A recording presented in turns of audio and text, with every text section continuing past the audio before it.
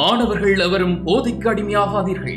அடிமையானவர்கள் மீண்டதாக சரித்திரமில்லை. எனவே உங்களையும் சமூகத்தையும் பாதுகாத்துக் கொள்ளுங்கள். உங்கள் நலன் கருதி கல்வி டிவி. வணக்கம் மாணவர்களே, நாங்கள் ஸ்டாண்ட் டிவியினுடைய கல்வி தொலைக்காட்சி இணைஞ்சிருக்கோம்.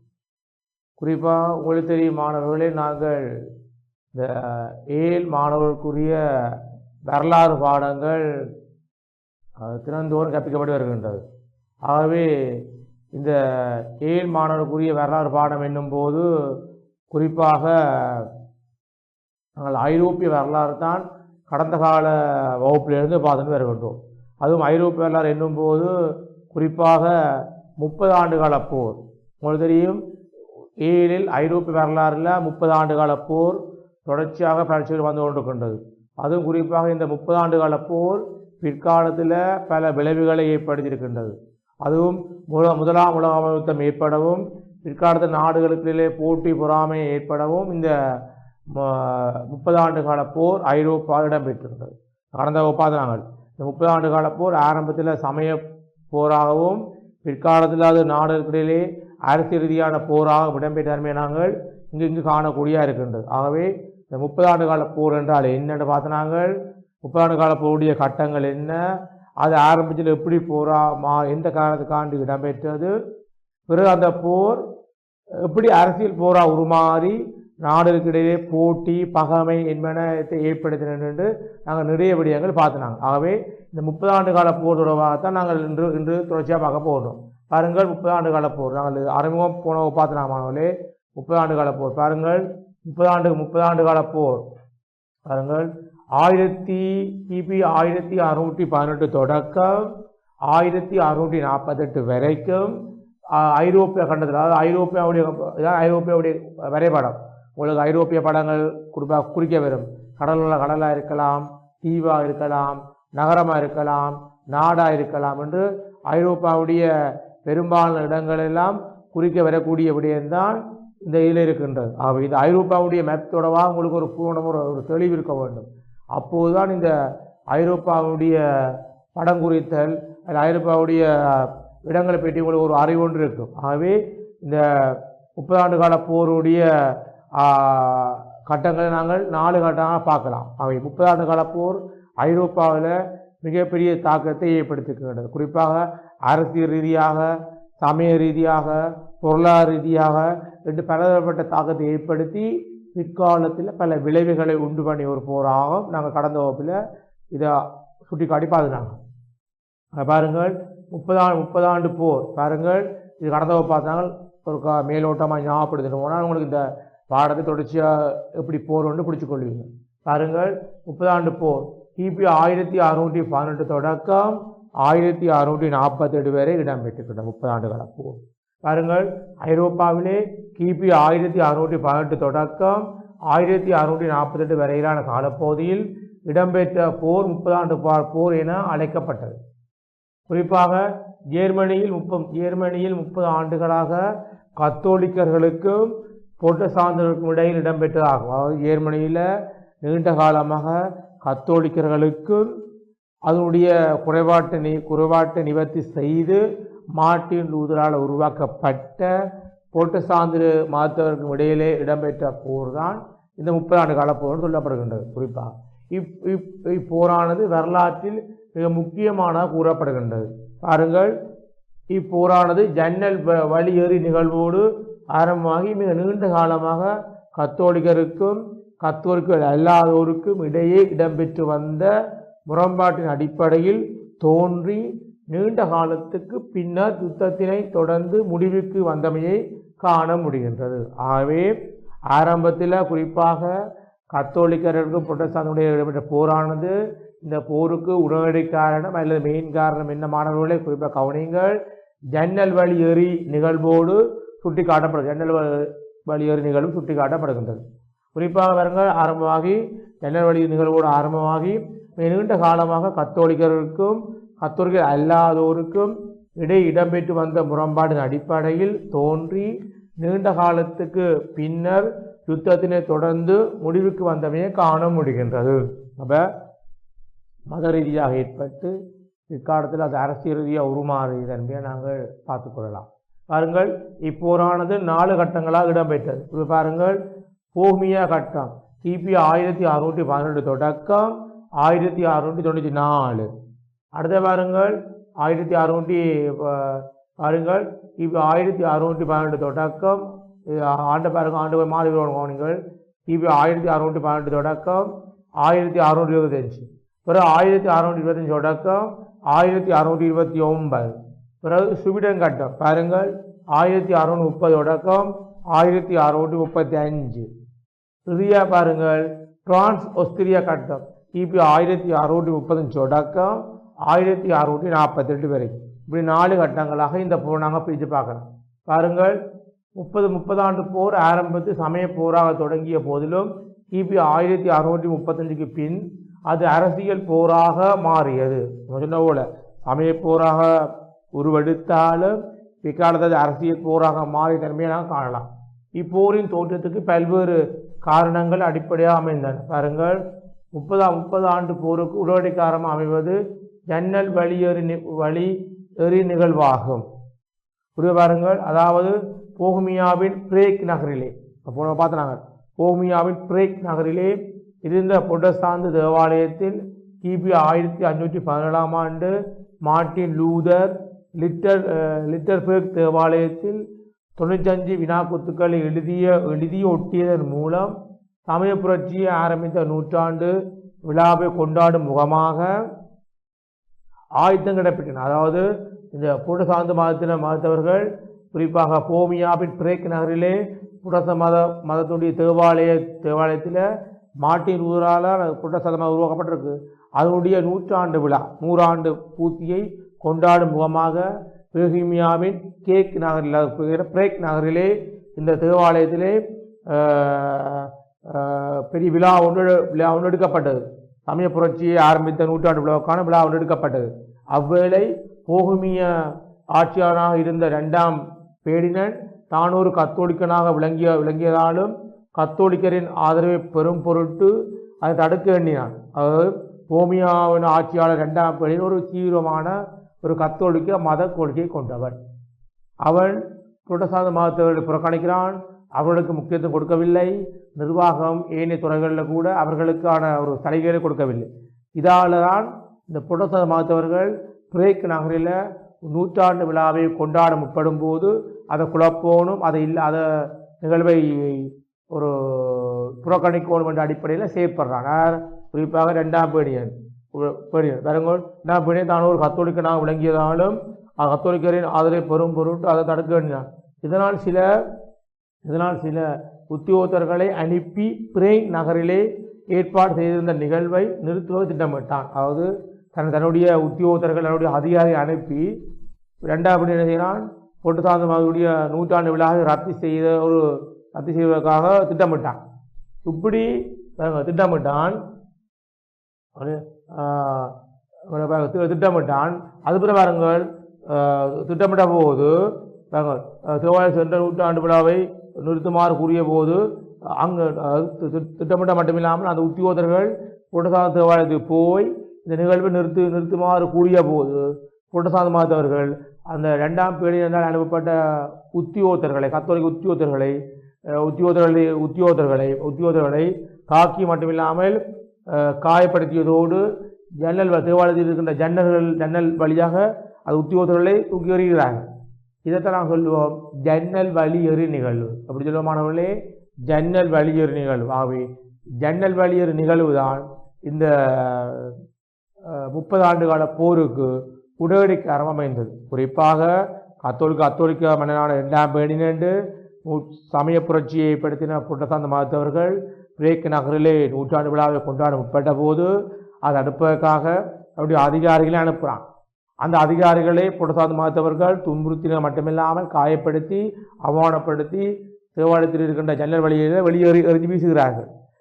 இதால் அவமானப்பட்ட கத்தோலிக்கர்கள் புரட்டஸ்தாந்து மதத்தை தாக்குகிறார்கள். இப்படி மாறி மாறி தாக்குவதன் மூலம்தான் இந்த 30 ஆண்டு கால போர் ஆரம்பித்ததாக ஐரோப்பிய வரலாற்று ஆசிரியர்கள் சுட்டி காட்டுகின்றார்கள். இவ்வாறு அமைகின்றது. பாருங்கள்,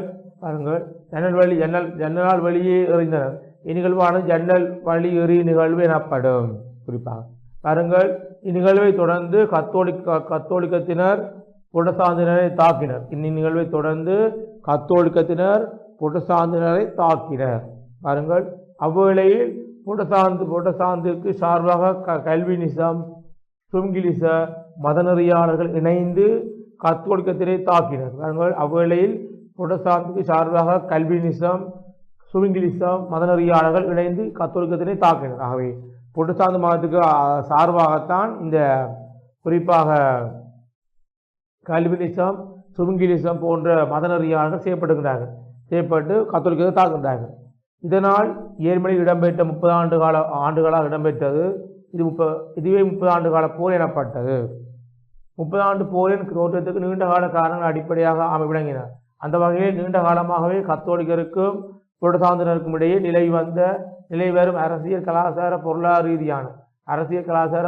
ரீதியிலான போட்டிகள் 30 ஆண்டு போருக்கு பிரதான காரணமாக சுட்டி காட்டப்படுகின்றன. அவை அரசியல், பொருளாதார, சமய ரீதியான போட்டிகள் தான். குறிப்பாக கத்தோலிக்கர்களுக்கும் புரட்டஸ்தாந்தினருக்கும் இடையிலே அரசியல், பொருளாதார, சமய ரீதியான போட்டிகள் தான் 30 ஆண்டு கால போருக்கு பிரதான காரணமாக சுட்டி காட்டப்படுகின்றது.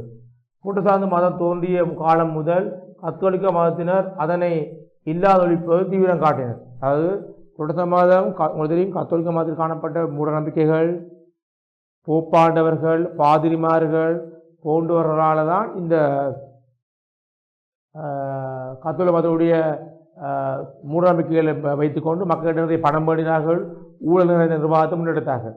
அதை உணர்ந்து கொண்ட சமய சீர்திருத்தவாதியான மார்ட்டின் லூதர் 95 வினாக்கூத்துக்கள் எழுதி விட்டன்பர்க் தேவாலயத்தில் எழுதி மக்களை விழிப்பூட்டி அதனால் தோற்கப்பட்ட மதம் தான் இந்த புரட்டஸ்தாந்து மதம். அந்த புரட்டஸ்தாந்து மதத்தவர்களை கத்தோலிக்கர்கள், ஏன்னா முதலில் புரட்டஸ்தாந்து மதத்து தான் கத்தோலிக்க தோற்றம் பெற்றது. கத்தோலிக்கர்கள் யோசிக்கிறார்கள் புரட்டஸ்தாந்து மதத்தை இல்லாமக்க வேண்டும், அவர்களை ஒழிக்க வேண்டும். ஆகவே இது நீண்ட காலமாக இடம்பெற்று வந்தது. இந்த நீண்ட காலமாக இடம்பெற்று இந்த காரணமும் 30 ஆண்டு கால போருக்கு ஒரு முக்கிய காரணமாக சுட்டி காட்டப்படுகின்றது. அடுத்தவர்கள் அந்த வகையில் கத்தோலிக்கர்கள் புரட்டஸ்தாந்தினரை எதிர்ப்பதற்கான சந்தர்ப்பத்தை எதிர்பார்த்து காத்திருந்தனர். அந்த வகையிலே கத்தோலிக்கர்கள் புரட்டஸ்தாந்தினரை எதிர்ப்பதற்கான சந்தர்ப்பத்தை எதிர்பார்த்து காத்திருந்தனர். இதன் அடிப்படையில் போகுமியாவில் பிரேக் நகரிலே இடம்பெற்ற சம்பவத்தை தொடர்ந்து கத்தோலிக்கர்கள் புரட்டஸ்தாந்து மதத்தை தாக்கத் தொடங்கினர். இதனால் புரட்டஸ்தாந்தினருக்கு கத்தோலிக்கரை தாக்கினர். சமய கலவரமாக தொடங்கியது. மதகுருமார்களும் போப்பாண்டவர்களும் புரட்டஸ்தாந்தினர் சொத்துக்களை மறைப்பதிலும் புரட்டஸ்தாந்தினரை ஓரம் கட்டுவதிலும் கவனம் செலுத்தி வந்தனர். இதன் அடிப்படையில் கத்தோலிக்கர்களும் புரட்டஸ்தாந்தினரும் மேற்கொண்ட முரண்பாடான செயற்பாடுகள் பின்னாளில் 30 ஆண்டு போர் ஏற்பட வழிவகுத்தது. வழிவகுத்திருக்கு. குறிப்பாக அடுத்தவர்கள் நீதிமன்றங்களிலும் அரசு சபைகளிலும் கத்தோலிக்க மதத்தவரின் செயற்பாடே மேலும் காணப்பட்டது. குறிப்பாக நீதிமன்றங்களிலும் அரசு சபைகளிலும் கத்தோலிக்க மதத்தோடைய செயற்பாடு தான் கூட சிலவாக காணப்பட்டது.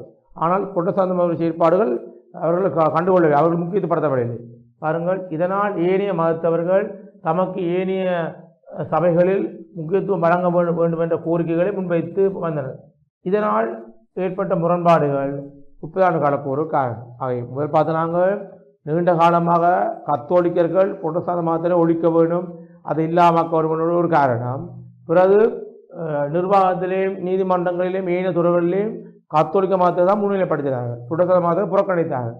இதுவும் இந்த 30 ஆண்டு கால போர் ஏற்பட ஒரு காரணம். குறிப்பாக அடுத்த வாரங்கள் 30 ஆண்டு போருக்கு ஆக்ஸ்போர்ட் உடன்படிக்கையில் காணப்பட்ட குறைபாடுகளும் ஒரு காரணமாக விளங்கியது. 30 ஆண்டு கால போருக்கு ஆக்ஸ்போர்ட் உடன்படிக்கை காணப்பட்ட குறைபாடுகளும் ஒரு காரணம். பாருங்கள், அதாவது 10ஆம் லியோ போப்பாண்டவராக இருந்தபோது 5ஆம் சார்ஸ் என்ற பேரரசன் கிபி 1555ஆம் ஆண்டு கத்தோலிக்கருக்கும் புரட்டஸ்தாந்தினருக்கும் இடையில் செய்து வைத்த உடன்படிக்கை ஆக்ஸ்போர்ட் உடன்படிக்கை எனப்படும். பாருங்கள், 10ஆம் லியோ மன்னன் காலத்தில் 10ஆம் லியோ ஒரு போப்பாண்டவருடைய காலத்தில் 5ஆம் சார்ஸ் என்ற பேரரசன் செயலாற்றினால் 1505ஆம் ஆண்டு 1555ஆம் ஆண்டு கத்தோலிக்கருக்கும் புரட்டஸ்தாந்துக்கும் இடையில் செய்து கொண்ட உடன்படிக்கையின் அடிப்படையில் தான் இந்த ஆக்ஸ்போர்ட் என்ற உடன்படிக்கை எனப்படுகிறது. இவ்வுடன்படிக்கையில் கத்தோலிக்க மதம் பற்றியும் புரட்டஸ்தாந்து மதம் பற்றியும் எந்த ஒரு விடயம் கூறப்படவில்லை. அது மதம் தொடர்பான எந்த ஒரு விடயம் கூறப்படவில்லை. அப்போ இதில் காணப்பட்ட குறைபாடுகளும் 30 ஆண்டு கால போர் ஏற்பட ஒரு முக்கிய காரணம். பாருங்கள், ஏனைய மதங்களா கத்தோலிக்க மதம் பற்றியும் புரட்டஸ்தாந்து மதம் பற்றியும் குறிப்பிடப்பட்டுள்ளது. ஏனைய மதங்களான கல்வினிசம், சுவினிசம் போன்ற மத நெறியாளர்கள் பற்றி கூறப்படவில்லை. அவை கத்தோலிக்க புரட்டஸ்தாந்து மதத்தை பற்றி மட்டும்தான் கூறப்பட்டுள்ள ஒழிய புற தோற்றம் பெற்ற கல்வினிசம், சுவிங்கிலிசம் போன்ற மத நெறிய பற்றி மதத்தை பற்றியும் கூறப்படவில்லை. பாருங்கள், இதனால் கல்வினிச சுவிங்கிலிச மத நெறியாளர்கள் தமது பெயரையும் தக்க வைத்துக் கொள்வதற்கான சந்தர்ப்பத்தை எதிர்பார்த்து காத்திருந்த வேளை ஏனவில் இடம்பெற்ற ஜன்னல் வழி ஏறு நிகழ்வில் ஏற்பட்ட கலவரத்தின் போது புரட்டஸ்தாந்தரும் சேர்ந்து கத்தோலிக்கத்தினை தாக்கினர். இது 30 ஆண்டு போருக்கு வழிவகுத்து. அவை காணுங்கள். அப்போ ஏனைய மதங்களை முன்னிலைப்படுத்தால ஏர்மனியில் இடம்பெற்ற ஜன்னல் வழி நிகழ்வில் ஏற்பட்ட கலவரத்தின் போது புரட்டஸ்தாந்தரும் சேர்ந்து கத்தோலிக்கத்தினை தாக்கினர். இதனால் இடம்பெற்றதான் இந்த 30 ஆண்டு கால போர் காரணங்கள். அடுத்த காலத்தை பாருங்கள். இக்கலவரங்களின் போது சொத்துக்களை இழந்தவர்களுக்கு மீண்டும் அவர்களது சொத்துக்கள் பெற்றுக் கொடுக்கப்படவில்லை. இந்த கலவரம் இந்த புரட்டஸ்தாந்து மதத்தவர்களுக்கும் கத்தோலிக்க மதத்துடைய கலவரம் இடம்பெற்றே அல்லவா? அந்த கலவரத்தில் நிறைய சொத்துக்கள், நிறைய உயிரழிவுகள், நிறைய பொதுமக்கூடிய நிறைய இழப்பீடு ஏற்பட்டிருக்கும். அதுக்கான இழப்பீடை வழங்கவில்லை. பாருங்கள், இழப்பீடை பெற்றுக்கொள்ளவில்லை. இது சொத்துக்களை இழந்தவர்களுக்கு மிக பெரும் பாதிப்பாக அமைந்தது. இந்த காலகாலமாக சொத்துக்களை வருமானங்கள் சேர்த்து வந்த மக்களுக்கு திடீரென்று அதை அழிவிட்ட போது அதுக்கான நட்டகீடோ அல்ல அதை மீண்டும் பெற்றுக்கொள்ளக்கூடிய ஒரு வழிமுறையை பின்பற்றப்படவில்லை. இது ஆக்ஸ்போர்ட் உடன்படிக்கையின் போது தம்மால் இழக்கப்பட்ட சொத்துக்களை மீண்டும் பெற்றுக்கொள்வதற்கு சந்தர்ப்பம் பார்த்திருந்த 30 ஆண்டு கால போருக்கு ஆரம்பம் இருந்தது. ஆகவே ஆக்ஸ்போர்ட் உடன்படிக்கையில் கூட இப்படி மத கலவரத்தால் பாதிக்கப்பட்ட ஆட்களுக்கு நட்டகீடு வழங்க வேணும், அவர்களுக்கு சலுகை வழங்க வேணும், அவருடைய சொத்துக்களை மீண்டும் கொடுக்க வேணும் என்ற எந்த ஒரு விடயமுமே இந்த ஆக்ஸ்போர்ட் உடன்படிக்கை சொல்லப்படவில்லை. இதுவும் இந்த 30 ஆண்டு கால போர் ஏற்பட ஒரு காரணம். குறிப்பாக அடுத்த பாருங்கள், ஆக்ஸ்போர்ட் உடன்படிக்கையில் மத ரீதியான குழப்பங்களை ஏற்படுத்துபவர்களுக்கு வழங்கப்படும் தண்டனைகள் பற்றி எவையும் குறிப்பிடவில்லை. ஆக்ஸ்போர்ட் உடன்படிக்கையில் மத ரீதியான குழப்பங்களை ஏற்படுத்துபவர்களுக்கு வழங்கப்படும் தண்டனைகள் பற்றி எவையும் கூறப்படவில்லை. அத்துடன் போப்பாண்டவரின் அதிகாரமும் பேரரசுகளின் செல்வாக்கு மேலோங்கிய நிலையிலே காணப்பட்டது. போப்பாண்டவர்கள் அதிகாரம் பேரரசுகளின் செல்வாக்கும் மேலோங்கிய நிலையிலே காணப்பட்டது. அவற்றை குறைப்பதற்கு எந்த ஒரு நடவடிக்கையும் முன்னெடுக்கப்படவில்லை. இதனால் புரட்டஸ்தாந்து கல்வினிச சுவிங்கிலிச மக்கள் மிகவும் பாதிக்கப்பட்டனர். அது மாத்திரமல்லாது இக்கால பகுதியில் பரிசுத்த உரோம பேரரசர் ஜெர்மனிய சித்தாசங்களை அடக்கி அங்கே தனது செல்வாக்கை ஏற்படுத்தினார். அப்போ இங்கே பரிசுத்த உரோம பேரரசர் என்ன செய்கிறான்? ஜெர்மனியில் கத்தோலிக்க செல்வாக்கை ஏற்படுத்தின மட்டுமில்லாமல் புரட்டஸ்தாந்து செல்வாக்கை இல்லாமாக்குறான். இதுவும் புரட்டஸ்தாந்து மதத்தவர்களையும் சரி கல்வினிச சுவிங்கிலிச மத ரீதியாக மிகவும் பாதித்தது. இதுவும் என்ன? இந்த 30 ஆண்டு கால போர் ஏற்பட ஒரு முக்கிய காரணம். குறிப்பாக அடுத்த பாருங்கள், மக்கள் மிகவும் பாதிக்கப்பட்டனர். அது மாத்திரமல்லாது இக்கால பகுதியில் பரிசுத்த உரோம பேரரசன் ஜெர்மனிய சித்தர்களை அடக்கி அங்கே தனது செல்வாக்கை ஏற்படுத்தினார். அவர் கத்தோலிக்க சேர்ந்த பேரரசன் செய்கிறான், புரட்டஸ்தாந்து மதத்தவர்களை ஏனைய மதத்தவர்கள் அடக்கி ஒரு அடக்குமுறை ஆட்சி முன்னெடுக்கிறான். சித்தர்கள் அடக்குமுறையில் பேரரசனுக்கு கத்தோலிக்க அரசர்களுக்கு முயன்றமையால் 30 ஆண்டு காலம் ஓய்வுபட்டிருக்கின்றது. குறிப்பாக அடுத்த பாருங்கள், ஜெர்மனியில் காணப்பட்ட செல்வ செழிப்பு காரணமாக ஜெர்மனியை கொள்ளையிட பல நாடுகள் முயன்றன. ஜெர்மனியிலே நிலக்கரி வளங்கள், கனிய வளங்கள் என்று நிறைய செல்வ வளம் கொளிக்கும் நாடு தான் இந்த ஜெர்மனி. காணப்பட்ட செல்வ செழிப்பு காரணமாக ஜெர்மனியை கொள்ளையிட பல நாடுகள் முயன்றன. இதனால் ஜெர்மனியில் தோன்றிய கத்தோலிக்க மற்றும் புரட்டஸ்தாந்து மதத்திற்கு இடையிலான முரண்பாட்டை பயன்படுத்தி 30 ஆண்டு போரை நீண்டகால அடிப்படையில் மேற்கொண்டனர். 30 ஆண்டு கால போரை நீண்டகால அடிப்படையில் மேற்கொண்டனர். அத்துடன் போர்டிகம், டான்சிகுடா முதலான பகுதிகளில் செல்வாக்கை ஏற்படுத்துவதற்கும் ஜெர்மனி ஆட்சியை பெற்றுக்கொள்வதற்கும் பல நாடுகள் முயன்றன. அப்போ ஜெர்மனியுடைய வளத்தை கைப்பற்றணும், கனிய வளங்களை கைப்பற்றணும், நிலக்கரி கைப்பற்றணும், குறிப்பாக போல்டிகாம் டான்சிகுடா போன்ற பகுதிகள் கைப்பற்றணும் என்ற அடிப்படையில் பல நாடுகள் முயற்சி செய்தன. இப்படி பல நாடுகள் முயற்சி செய்ததும் இந்த 30 ஆண்டு கால போர் ஏற்பட ஒரு காரணமாக அமைகின்றது. குறிப்பாக அடுத்த பாருங்கள், ஐரோப்பாவில் அக்கால பகுதியில் எழுச்சி பெற்றிருந்த 2 மிகப்பெரிய வல்லரசுகளாக ஆஸ்திரியா மற்றும் பிரான்ஸ் ஆகியவை தமக்கிடையே முரண்பாட்டு கொண்டன. அவை ஆரம்பத்தில் ஐரோப்பாவில் ஆஸ்திரியா பிரான்ஸ் உடன ஏனைய நாடுகளை போல பெரிய வல்லரசாக எழுச்சி பெற்றது.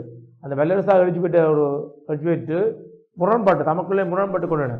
குறிப்பாக வருங்கள், பிரான்சில் பூர்பான் வம்சமும் ஆஸ்திரியாவின் கப் வம்சமும் முரண்பட்டு கொண்டிருந்தமையால் முரண்பாட்டு அடிப்படையாக கொண்டு 30 ஆண்டு கால போர் இதனால் ஏற்பட்டது. ஆகவே 2 பெரிய பேரரசுகளான ஆஸ்திரியாவுக்கும் பிரான்சுக்கும் இடையிலே நீண்ட கால அடிப்படையில் ஏற்பட்ட இந்த பேரரசுக்கான போட்டிகள், அரசு ரீதியான போட்டிகளும் பிற்காலத்தில் இந்த நீண்ட கால காரணமாக 30 ஆண்டு கால போர் ஏற்பட அமைகின்றது. பாருங்கள், அந்த வகையில் கப் வம்சத்திற்கும் பூர்பான் வம்சத்திற்கும் இடையிலான நீண்ட கால பகைமையும் 30 ஆண்டு கால போருக்கு காரணம். ஆகவே 30 ஆண்டு கால போர் நிறைய காரணங்களை பார்க்குறாங்க. ஆகவே கவனிங்கள், எந்த ஒரு நிகழ்வு எடுத்தாலும் சரி, எந்த ஒரு சம்பவம் இருந்தாலும் சரி, அதுக்கு 2 காரணம் இருக்கும். ஒன்று நீண்டாள காரணம் இருக்கும், உடனடி காரணம் இருக்கும். ஆகவே 30 ஆண்டு கால போருக்கு என்ன உடனடி காரணம் கவனிக்கமானவர்களே? ஜன்னல் வழி ஏறு நிகழ்வு தான் உடனடி காரணம். அப்படி நீண்ட காரணம் இருக்கின்றது. குறிப்பாக புடசாந்த மதத்தினருக்கும் கத்தோலிக்க மதத்திற்கும் நீண்ட கால பகைமைகள், 2ஆம் பேடியன் மன்னன் கத்தோலிக்கர்களை முன்னிலைப்படுத்தி நிர்வாக நீதிமன்றங்களில் அல்லது அரசு துறைகளில் புடசாந்த மதங்களை புறக்கணித்தது. ஆக்ஸ்போர்ட் உடன்படிக்கையில் கல்வினிசம் சுபிங்கிலிசம் போன்ற மத நெறியாளர்களுக்கு முக்கியத்துவம் கொடுக்காமை, அதோட ஜெர்மனி காணப்பட்ட கனிய வளங்கள், நிலக்கரி வளங்கள், அங்கே டான்சிகுடா, மற்றது டான்சிகுடா, அதோட போல்டிகாம் போன்ற பகுதிகளை முன்னிலை போன்ற பகுதிகள் ஜெர்மனியில் இருக்கபடியால் அதை கைப்பற்றணும் என்ற ஒரு எண்ணமும், பிறகு ஐரோப்பாவில் ஆஸ்திரியா பிரான்ஸ் போன்றன நமக்கிடையிலே யார் வல்லரசு, யார் நமக்கிடையில் உயர்ந்த நாடு, யார் மற்ற நாடு ஆட்சியோடு ஒரு முரண்பாடு போட்டியும் 30 ஆண்டு கால போர் ஏற்பட ஆகி ஐரோப்பாவில் 30 ஆண்டு கால போர் நீண்ட கால அடிப்படையில் இடம்பெற்ற தன்மையை நாங்கள் காணக்கூடிய இருக்கின்றது. ஆகவே 30 ஆண்டு கால போர் அது சிறுவிப்பான் சரி, கட்டு வினாக்களும் சரி, பெறக்கூடிய ஒரு வினா. அப்படி நீங்கள் கடந்த கால வினாக்களை பார்க்கின்ற உங்களுக்கு தெரியும், ஐரோப்பாவில் 30 ஆண்டு கால போர் ஏற்பட்ட தாக்கங்கள் நீளம். குறிப்பாக நம்ம சொன்னது போல 1ஆம் உலக யுத்தம் ஏற்படவும், அதோடு தொடர்புடைய பிற்காலத்தில் ஒவ்வொரு நாடுகளிலும் தமக்கிடையிலே பகைமை போட்டி போன்ற தன்மைகளை ஏற்படுத்தவும் இந்த 30 ஆண்டு கால போர் தான் முக்கிய காரணம் என்பதை விளங்கிக் கொள்ளுவோம். ஆகவே 30 ஆண்டு கால போர் நீண்ட கால அடிப்படையில் இடம்பெற்றுகின்றது. குறிப்பாக ஆரம்பத்தில் புரட்டஸ்தாந்த மதத்தவர்களுக்கும் கத்தோலிக்க மதத்தவர்களுக்கும் இடையிலே சமய ரீதியாக ஆரம்பித்த இந்த போர் பிற்காலத்தில் அரசியல் ரீதியாகவும் நாடுகளிலே போட்டி பொறாமை மற்றும் பேரரசை கட்டியெழுப்ப வேண்டும் என்ற கொள்கை அடிப்படையிலும் நாடுகளை சுரண்ட வேண்டும், வளங்களை சூறையாட வேண்டும், சில விடயங்களை ஒப்பந்தங்களை மீறப்பட்டமை தன்மையும் இந்த 30 ஆண்டு கால போர் ஏற்பட ஒரு மிக முக்கிய காரணமாக சுட்டி காட்டப்படுற தன்மையாக காணலாம். ஆகவே 30 ஆண்டு கால போர் நீண்ட கால அடிப்படையில் இடம்பெற்ற தன்மையாக காணக்கூடிய இருக்கின்றது. ஆகவே 30 ஆண்டு கால போரை பற்றி பார்த்துருக்கின்றோம். தொடர்ச்சியாக பார்க்க மாவளே, தொடர்ச்சியாக 30 ஆண்டு பாருங்கள், 30 ஆண்டு கால போர் கவனிங்கள். இந்த 30 ஆண்டு கால போர் பாருங்கள், 30 ஆண்டு கால போர் குறிப்பாக இந்த 30 ஆண்டு கால போர் குறிப்பாக 4 கட்டமாக இடம்பெற்ற மாணவர்களே. நம்ம பார்த்தாங்க 30 ஆண்டு கால போரானது மாணவர்களே 4 கட்டங்களாக இடம்பெற்ற பாருங்கள். அதில் பாருங்கள், குறிப்பாக 30 ஆண்டு போரும் கட்டங்கள் பாருங்கள் 30 ஆண்டு போர் கட்டங்கள். 30 ஆண்டு போரானது 1618 தொடக்கம் 1940 வரையான காலப்பகுதியில் ஜெர்மனியில் இடம்பெற்றது. இப்போரானது ஆரம்பத்தில் சமய போராக ஆரம்பித்து பின்னாளில் அரசியல் போராக இடம்பெற்றன தெரிய வருகின்றது. குறிப்பாக கிபி 1618 முதல் கிபி 1935 வரையான காலப்பகுதியில் இடம்பெற்ற போரானது சமய போராகவும், கிபி 1930 தொடக்கம் 1940 வரையான அரசியல் போராகவும் இடம்பெற்ற காலம். அவர் ஒரு குறிப்பிட்ட 4 கட்டம் இருக்கிற மாணவர்களே. ஆரம்ப கட்டம் குறிப்பாக பாருங்கள் 1912 தொடக்கம் 1935 வரைக்கும் குறிப்பாக முதல் 3 கட்டங்களும் அது சமய போராட்டம் மாறினது.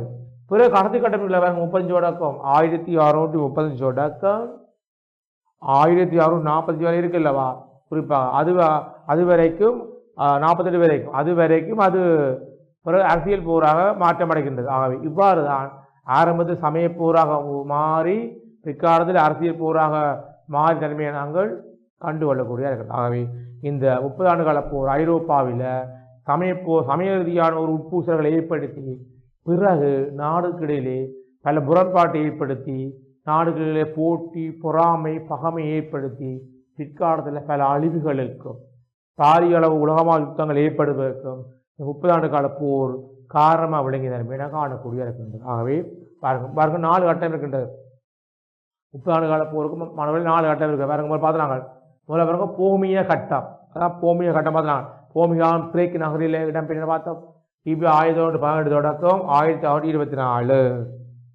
அடுத்து பாருங்க தேனிய கட்டம் 1920 தொடக்கம் 1929. அடுத்து பாருங்கள் ஸ்வீடன் சம்பந்தப்பட்ட கட்டம் கிபி 1930 தொடக்கம் 1935. அடுத்து பாருங்கள் பிரான்ஸ் ஒஸ்திரிய கட்டம் 1930 தொடக்கம் 1948 என்ற அடிப்படையில் ஒரு 4 கட்டங்களாக இந்த போர் இடம்பெற்று பார்க்கலாம். ஆக நீங்கள் 4 கட்டம் பற்றி தெரிஞ்சுக்க வேண்டும். ஆரம்பத்தில் எப்படி போர் உருவானது, பிறகு எப்படி அரசியல் போராக மாறினது, ஒவ்வொரு கட்டமும் என்னென்று நாங்கள் தனித்தனியாக பார்க்க போகிறோம். ஆகவே நீங்கள் ஐரோப்பிய வரலாறு படிக்கின்ற போது மாணவர்களே 30 ஆண்டு கால போருக்கு முக்கியத்துவம் கொடுக்க வேண்டும். அது என்ன 30 ஆண்டு கால போர் நம்ம சொன்னது போல பல விளைவுகளை ஏற்படுத்தியிருக்கிறது அல்லவா, அது 30 ஆண்டு கால போர்வா நீங்கள் ஆரம்பத்திலிருந்து பார்த்து கொள்ள வேண்டும். அப்போதுதான் அந்த 30 ஆண்டு கால போர்வா நீங்கள் பரீட்சைகளுக்கு சிறந்த புள்ளிகளை பெறக்கூடிய இருக்கும். ஆகவே 30 ஆண்டு கால போரை பற்றி நாங்கள் கடந்த காலத்திலிருந்து பார்த்து வருகின்றோம். குறிப்பாக பாருங்கள் முதல் காலத்தை பாருங்கள் போமிய கட்டம். பாருங்கள் போமிய கட்டம் பாருங்கள் 1618 தொடக்கம் 1624 தான் போமிய கட்டம். பாருங்கள் 30 ஆண்டு போரின் முதலாவது கட்டமாக குறிப்பிடுவது போமிய கட்டம் ஆகும். போமிய கட்டம் என்று கிபி 1918 முதல் 1924 வரை இடம்பெற்றுள்ளது. அந்த வகையில் ஜன்னல் வழியேறு நிகழ்வை தொடர்ந்து போமியாவிலே கத்தோலிக்கர்கள் முதல் ஜன்னல் வழியேறு நிகழ்வு பார்த்தாங்க. அதை தொடர்ந்து கத்தோலிக்கர்களுக்கும் புரட்டஸ்தாந்தர்களுக்கும் இடையில் பெரும் கலவரம் உண்டது.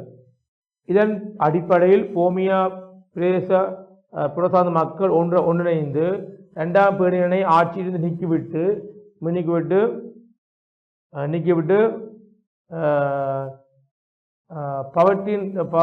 பவர்டிகன் பிரதேசத்தின் தேர்வானாக இருந்த 5ஆம் பிரேக்கிஸை அரசனாக்கினர். அது ஏன்னா 2ஆம் பேணியன் தான் அந்த பிரேக் நகரில் இடம்பெற்ற ஜன்னல் காரணம். ஆகவே மக்கள் என்ன செய்யணும், புரட்டஸ்தாந்தவர்கள் அவனை ஆட்சியிலிருந்து நீக்கிவிட்டு பவர்டிகன் என்ற பிரதேச பொறுப்பாக இருந்த 5ஆம் பிரேக்கை அரசனாக்கினார்.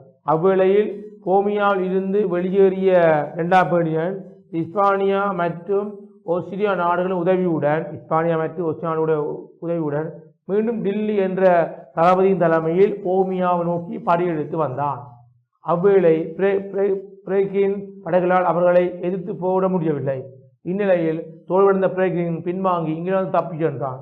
போமியாவை கைப்பற்றிய 2ஆம் பேணியன் அங்கு அரசாங்கம் முடித்துவிட்டிய பின் தன்னை ஆட்சியிலிருந்து வெளியேற்றிய புரட்டஸ்தாந்தரை இலக்கு வைத்து தாக்குதல் நடத்தினான். அதில் கொஞ்சம் கவனிங்கள். அவை தெரியும் ஜன்னல் வழியில் நிகழ்வுக்கு 2ஆம் பேணியன் தான் காரணம். அவன் செய்த இந்த புரட்டஸ்தாந்த தேவாலயத்தில் புரட்டஸ்தாந்த மாதவர்கள் முன்னெடுத்த 100 ஆண்டு பூர்த்தியை நிகழ்வை குழப்பமாக தான் தன்னுடைய அதிகாரி அனுப்பி குழப்பம் விளைவித்தான். அதனால் அந்த குழப்பத்தினால் பாதிக்கப்பட்ட மக்கள் என்ன செய்யணும், எப்படியாவது 2ஆம் பேணியனை ஆட்சியிலிருந்து நீக்க வேண்டும், அவனை ஆட்சியை விட்டு விரட்ட வேண்டும் என்ற ஒரு கொள்கையின் அடிப்படையில் அவர் செய்யப்பட மட்டுமில்லாமல் வேறொரு ஆட்சியான 5ஆம் பிரேக்கை என்ன மக்கள் அரசாக்கிவிட்டனர். அவன் அரசான பிறகு தோல்வியடைந்த குறிப்பாக முன்னே அரசனாக இருந்த 2ஆம் பேணியன் பாதுகாப்புக்காண்டி இஸ்பானியா மற்றும் ஆஸ்திரியா நாடுகளுக்கு போய் அங்கிருந்து பெரிய படைகளை வந்து 5ஆம் பிரேக் எனப்படுகின்ற மன்னனை ஆட்சி வந்து விரட்டி போட்டு என்ற 5ஆம் பிரேக்கால ரெண்டாம் பேரிடரை எதிர்த்து போவிட முடியவில்லை. அதால் தோல்வியானது. அஞ்சாம் பேருக்கு என்ன செய்யறான்? இங்கிலாந்து தப்பி ஓடுறான். இங்கிலாந்து தப்பி ஓடினா படுது. இப்போது ரெண்டாம் பேர் என்ன செய்கிறான்? ஏர்மனியுடைய ஆட்சியில் ஏர்மனியிலே பிரேக்க நகரிலே போகிமியா என்ற இடத்திலே தன் ஆட்சியை மீண்டும் ஏற்படுத்த மட்டுமில்லாமல் தன்னை ஆட்சியிலிருந்து நீக்கிய மக்கள் என்ன செய்கிறான்? குறிப்பாக பொருளாதார மக்களை ஆட்சி விட நிப்பாட்டினால பெரிய கலவரம் ஒன்று இடம்பெறுது. இதுதான் முதலாக கட்டம், போமிய கட்டம் என்று சொல்லுவார்கள். நாங்கள் முதலாக கட்டத்தை பற்றி பார்த்துக்கிறோம். இங்கே தொடர்ச்சியாக 4 கட்டம் இருக்கிற 30 ஆண்டு கால போர். அதில் நாங்கள் இன்று முதலாக கட்டமான போமிய கட்டத்தினுடைய ஒரு குறிப்பிட்ட ஒரு பகுதியை மட்டும் பார்த்துக்கிறோம். தொடர்ச்சியாக மாணவர்களே, டாண்டியுடைய கல்வி தொலைக்காட்சி இணைஞ்சிருப்பதூடாக இப்படிப்பட்ட ஐரோப்பிய வரலாறு தொடர்பாக வரலாறு தொடர்பாக நீங்கள் புதிய அறியமானவர்களே. நன்றி, வணக்கம் மாணவர்களே. கல்வி டிவியில் புத்தம்புது நிகழ்ச்சிகளை உடனுக்குடன் பார்த்து மகிழ எமது Facebook மற்றும் YouTube பக்கத்தை லைக் செய்யுங்கள்.